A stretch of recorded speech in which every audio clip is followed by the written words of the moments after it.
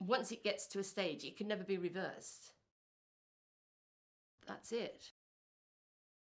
They're just so scared. They're scared of their own shadows, really. And that's not saying that flippantly. I can honestly say there was very few people that John would trust. We were married for 35 years, time he died, anyway. A long while, really, but not long enough compared to some people of my age. He was a very kind, clever, intelligent man, basically. He would help anybody.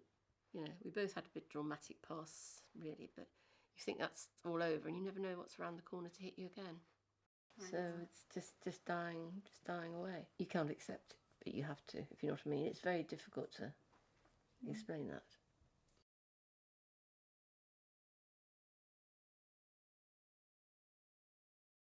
I mean, there's some very funny stories, and you have to laugh, or you know.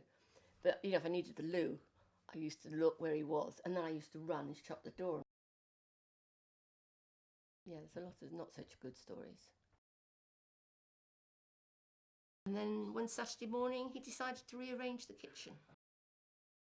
And I mean the kitchen. Throw a pine table, break a leg off a pine table, dismantle all the cooker, throw them at the windows. It was horrific. And I had a carer in with me at the time to help me shower him.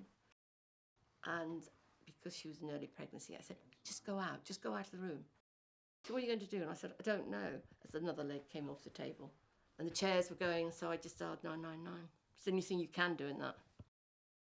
And the paramedics came, and the paramedics took one look inside because there's a glass door into the kitchen and said, we can't go in there. I said, please, he's going to hurt himself in a minute. He's only got to find the knives. And in the home, after he'd had a big flip, he would cry and say, I'm so sorry.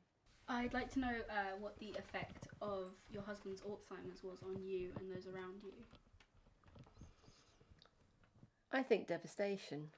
Really, just felt cheated. Having to give up work. The children, not having a father. Youngest daughter was only 15. And he never really saw his grandchildren. You know, you just have to get on with it. Because laugh and the world laughs with you, cry and you cry alone. Pick yourself up, brush yourself down and start all over again. You have to. You can't just not cope with it, because if I didn't cope with it, somebody else would have to. Yeah, I mean, whatever, you know, if you love somebody and whatever the situation is, you're there for them. So if the situation isn't as you will like it, you can't walk out of it. You know, marriage is for better, for worse, till death us do part. And that was what it was. But I tell you one thing, it's the longest goodbye ever. And everybody says that, you know, you'll read somebody and it's, you know, the longest farewell, the longest goodbye.